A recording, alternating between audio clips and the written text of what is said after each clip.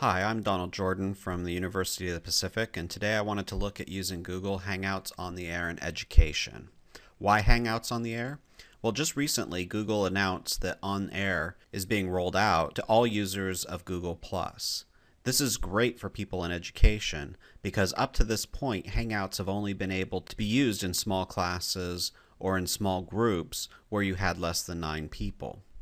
What Hangouts on the Air offers is the ability to broadcast. So you can still get interaction with people that join your Hangout, but you can actually broadcast to a lot more students. Also, in institutions that may not have Google Plus added to their apps for education, many students may not have Google accounts. This is no longer a problem, as students can choose to participate in the Hangout if they have a Google account, or they can also watch a streaming version of your Hangout on YouTube. The other great feature is that Hangouts on Air allows for simultaneous recording onto the YouTube channel. Let's take a look. Once you've logged into Google+, you'll come to your main profile page. From this page, you can actually start a Hangout, but because this is for a class, I want to take one extra step. Google+ has the ability to create pages.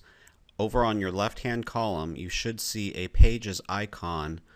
If you don't immediately see it, you can select More, and then grab the Pages icon and just drag it over into your menu bar. When you click on Pages, you can create a new page by clicking New Page, select Other, add a page name, select Agree and Create. Once your page is created, you'll be able to customize it with a custom description, profile photo, and so on. Once inside your class page, starting a Hangout is as simple as clicking the Start a Hangout button. Once on the Start a Hangout page, you'll first want to select the circles of people that you want to include. In this case, I'll simplify matters by just making it public. Once you've chosen public, you can't undo it, so you may want to just check one of the circles with your students in it. We'll name the seminar and select Enable Hangouts on Air. Hangouts then warns you that you will be recording your live stream to your YouTube channel. Once you've collected OK, you will have to agree to the licensing terms of Google Hangouts. This may or may not be appropriate for all courses. When you broadcast using Hangouts on the Air, you must abide by Google Plus's terms and policies, YouTube's terms and policies, as well as you're certifying that you will own or be fully licensed to use anything that you broadcast. This also includes people that are on your broadcast. In other words, if you plan to use this for a lecture or a presentation, you cannot use anything that you do not hold the license to.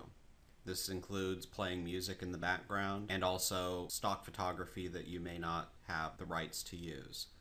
Two simple ways around this: always use your own content, and if you can't use your content, make sure that you're using Creative Commons content that may be applicable. In this case, I'm going to agree, click Continue, and now I click Hangout. Now the invitation is posted to my page, and whenever I'm ready, I can click the Start the Broadcast. Now at this point, students will come on to your Google Plus page for the course, and they should be able to log into, just click on the Hangouts and enter. You'll see the number of viewers up here in this corner. Right now there's 0, and I don't expect anyone else to show up. But you also have a variety of tools. You can have access to your Google Docs to do some collaborative work, share videos on YouTube. You can also screen share, and this is particularly important if you're giving a PowerPoint presentation or you want to walk somebody through a website or some other program. This operates very much like Camtasia or Screencast. It can be quite useful. The important part here is, especially since we're looking at this from an educational standpoint, there may be students that don't have Gmail accounts or are resistant to sign up for one more thing. So you'll see up here next to the Start Broadcast button, there is an embed link. So if you click that embed link, and what we'll do is we'll copy that, and then I'm going to come back over into my web browser, and I'm going to go to my school's learning management system. I can log into my school's content management system, and I'll come down here to one of my sample sites. Once in my site, I'm going to go to the Lessons tool, and I'm going to add content as a live lecture. And once I have my content editor up, I click Source, and then I can add the embed code into that page. Click Add and Finish, and there's my live lecture. If I want to view this as a student, I'm going to reset my role as a student, go to Lessons, and when I click on Live Lecture, I now have a YouTube video that I can click play. And you'll notice that there is about a 6-second lag here.